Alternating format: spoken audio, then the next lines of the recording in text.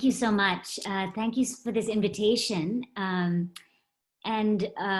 also for all of the work that the Ambedkar King Study Circle has been doing around this Cisco case. I went on the website and read the testimonies, and it's just an incredibly powerful outpouring of sort of knowledge of about the experience of caste in the U.S. And this is something quite unusual, right? I mean, this level of kind of testimony is fairly unprecedented, and I think we have the Cisco case to thank for that. So I'm actually going to read my talk. It should be about 20 minutes, and the talk is based on the research that I did for the book, The Caste of Merit. The research was on the IITs, but more generally on the role of caste in Indian engineering education. So as Karthik said, the title of the talk is How Caste Travels. And I'm going to go ahead and read now. The Cisco caste discrimination case is a major milestone in the transnational anti-caste movement. It has forced the social and institutional operations of caste out of the shadows. The testimony of one courageous Dalit engineer has opened the floodgates, with many more now willing to speak openly about their experiences of caste discrimination in the United States. To those of us who have some knowledge of the Indian educational system, it comes as no surprise that this engineer and his bosses were alumni of the Indian Institutes of Technology. The IITs are elite engineering colleges whose student bodies, until quite recently, were predominantly upper caste in composition. As with many elite Indian institutions, they were both exclusive and exclusionary. And despite being public institutions funded at far higher levels than other engineering colleges, they were far from representative of Indian society. What is more, their exclusionary character has been justified through recourse to notions of meritocracy. When reserved quotas for underrepresented caste groups have been extended to the IITs, they have been met with fierce opposition in the name of protecting merit and the stigmatization of students who get in under the reserved category of admissions. The Cisco case therefore fits a broader pattern of upper caste prejudice and lower caste marginalization. But what has allowed IITians to come to the US in such large numbers? And how has caste traveled with them? So what I'd like to do with my time is draw from my own research on the IITs to offer a sense of where they are located within the Indian educational and social landscape, and how IITians and other upper castes have navigated the racial and class landscape of the United States. The key takeaway of my talk is this: to understand the operations of caste in the US, we have to see how homeland and diaspora constitute each other. We have to approach caste as a traveling category whose Indian and American iterations are intimately interwoven. So let me start with some details about Indian migration. Indians in the US make up the most affluent and well-educated node of the diaspora. Some scholars have even referred to them as the other 1%. But Indian migrants have not always been elites. The late 19th century witnessed the first large wave of Indian migration to Burma, Ceylon, Malaya, Africa, the Caribbean, and the Pacific. The vast majority of those migrants were lower caste indentured laborers. This was followed by a second wave of traders, clerks, bureaucrats, and professionals who went mostly to East and South Africa, but also to the other British colonies where indentured laborers had preceded them. A third wave of predominantly upper caste students and professionals headed for the United States. While Indians began arriving in the US from as early as the 1880s, the floodgates opened with the passing of the US Immigration Act of 1965, which targeted scientists and engineers to advance America's position in the Cold War. The 1965 Act was a significant pull factor in upper caste migration. But what were the push factors? The two most significant ones were Indian state developmentalism and lower caste politics. Indian independence ushered in the building of a mixed economy weighted towards growing the public sector. Until the advent of economic liberalization in 1991, jobs in the public sector occupied a much larger share of employment. The expanding public sector was paralleled by the growth in public institutions of higher education. Over the first 50 post-independence years, the number of colleges rose dramatically, as did the number of students enrolled in higher education. Before the rise of lower caste rights politics, both public higher education and professional employment were dominated by upper castes. And this was not just a post-independence phenomenon. Upper castes were massively overrepresented in higher education and the professions from the colonial period. It was precisely these forms of upper caste capital that were the targets of lower caste rights politics and of the Indian reservation system. Reservations challenged the upper caste hold on higher education and the professions by instituting quotas for lower castes and Dalits. In regions with longer histories of reservation, the success of quotas in opening up these previously exclusive spaces is very clear. This is now the case even in the most elite public institutions like the IITs that were exempted from quotas for far longer. So what did upper castes do when their entitlements were challenged in these ways? Well, first, they attempted to shore up their status locally. Every new set of quotas was met with sustained opposition from upper castes, who argued that this was an attack on meritocracy. When quotas were implemented, lower caste and Dalit students who entered institutions like the IITs were stigmatized and scapegoated as less deserving, less intelligent, and less capable. This hostility has made everyday life in these institutions a living hell for Dalit students in particular, who are routinely subject to probing questions intended to out them as Dalits. The fear of exposure and the stigma and exclusion that invariably follows has forced Dalit students to try and pass as non-Dalits. When they refuse, sustained scapegoating has sometimes led to tragic suicides, as happened with Rohit Vemula at the University of Hyderabad. What is particularly perverse is that the very upper castes who try to expose the identities of those they suspect of being lower caste are also convinced of their own costlessness. Indeed, they firmly believe that it is lower castes who bring caste into institutions like theirs where it previously didn't exist. For IITians, the fact of being engineers contributes to this mythology of the casteless upper caste self. Most upper caste engineers believe that their academic and professional successes are due entirely to their own innate abilities and have nothing to do with being long-standing beneficiaries of caste and of the state. Even when they acknowledge forms of caste affiliation, they deny caste as a structural advantage. By contrast, they accuse lower caste students who have overcome severe social obstacles to attend institutions like the IITs of being the illegitimate beneficiaries of caste.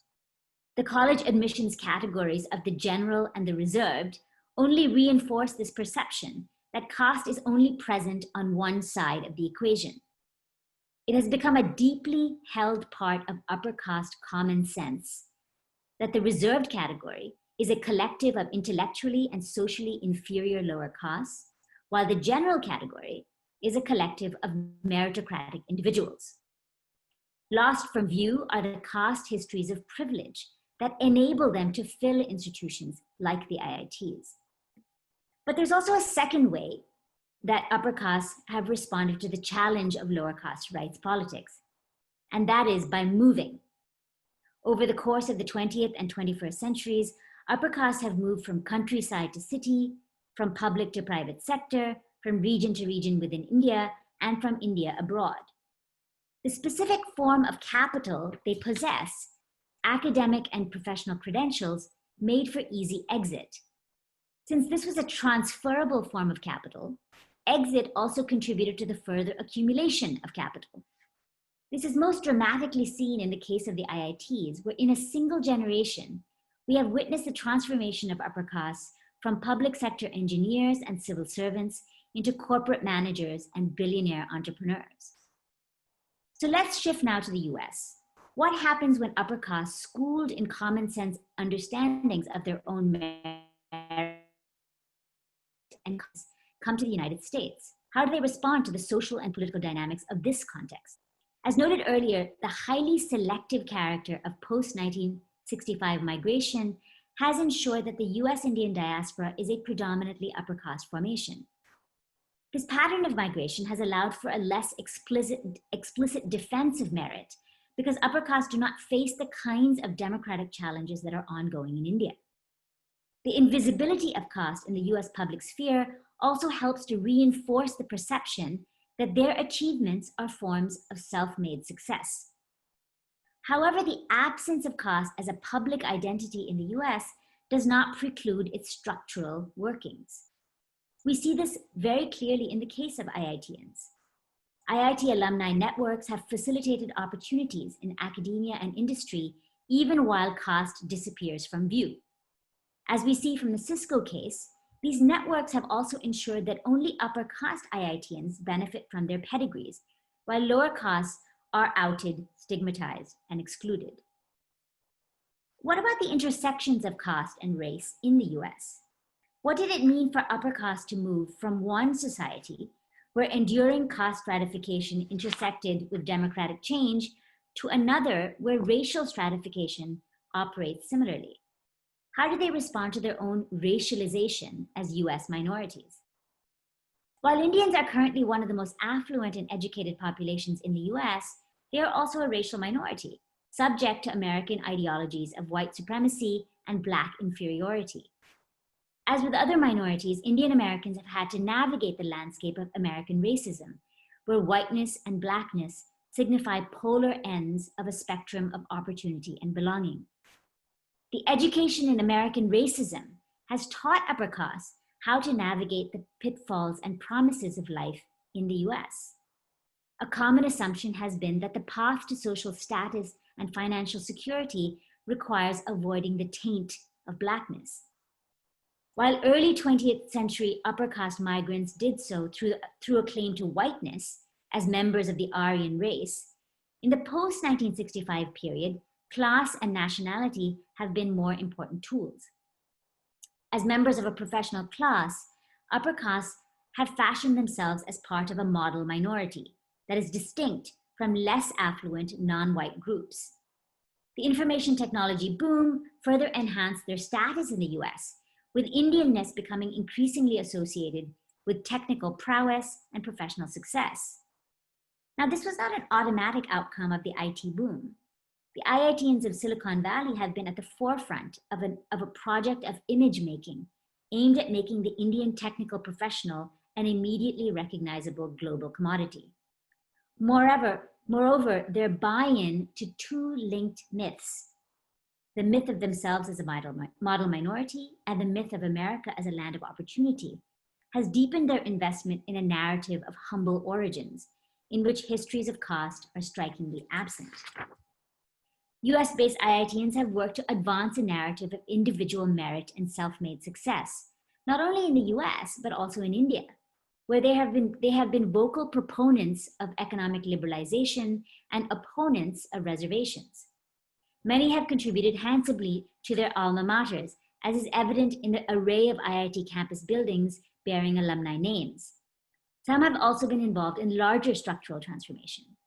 One goal has been to push for legal changes to deregulate capital investment and advance entrepreneurialism.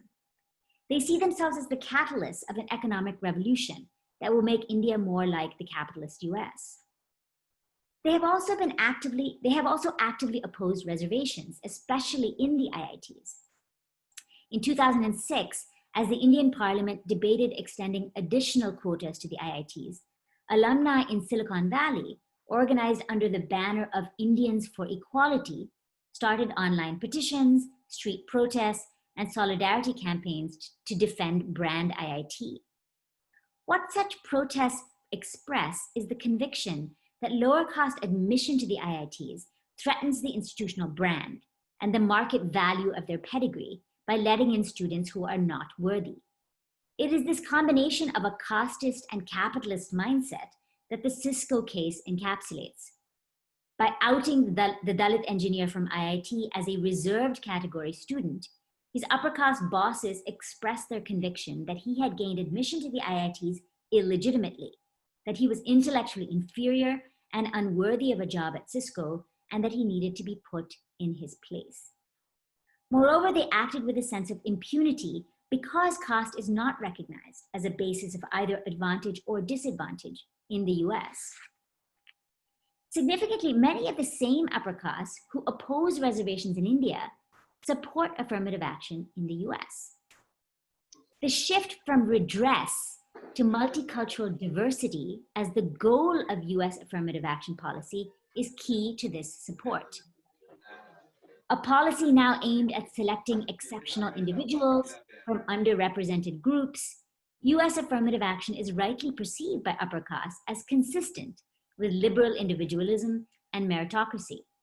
By contrast, their objection to reservations lies in its recognition of caste as a structure of inherited collective privileges and disadvantages, and of quotas as a necessary corrective to enduring inequalities.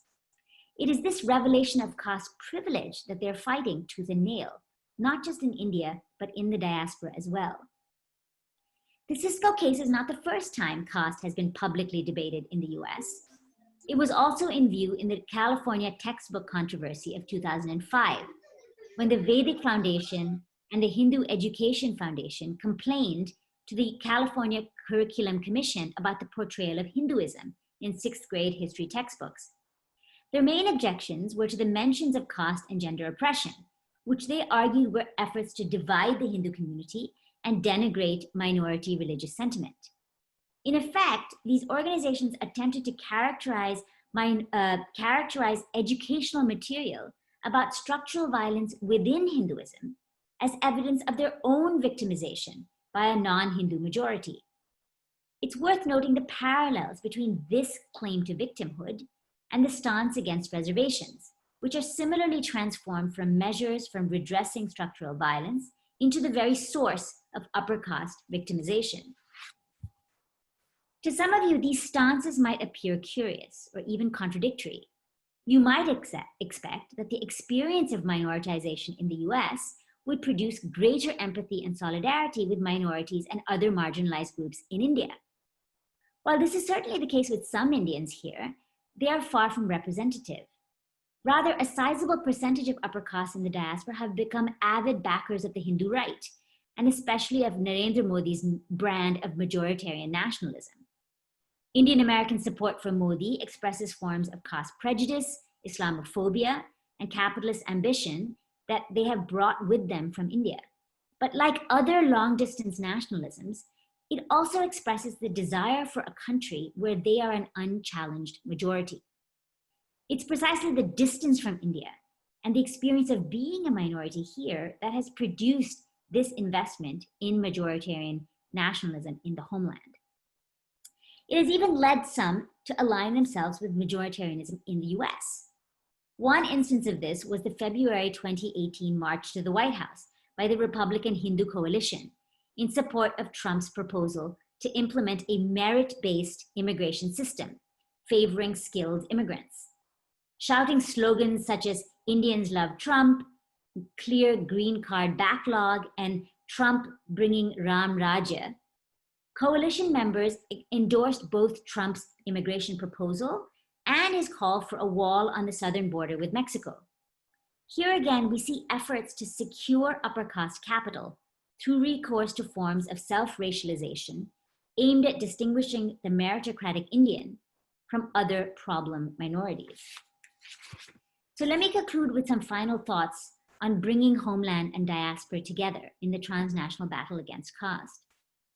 As I hope I've shown, upper caste strategies have themselves woven together the US and Indian contexts. In India, ongoing lower caste challenges in the public sector have pushed upper castes into the private sector, where they seek to shore up their privileges against efforts at democratizing Indian society. The diaspora too has been an important weapon in this fight. By showcasing their success abroad as evidence of their inborn talent and competitiveness, upper castes render anti-caste struggle into a parochial, even regressive endeavor. Thus far, the diaspora has been a secure space of upper caste flight, retrenchment, and accumulation away from the pressures of lower caste The Cisco case is a threat precisely because it makes the diaspora less secure for those who wish to preserve upper caste privilege. My hope is that the solidarities between anti-caste movements in India and the US and with anti-racist politics in the US will make this the beginning of a sea change. Only then can we do justice to the Dalit engineer who defied expectations by speaking out. Thanks.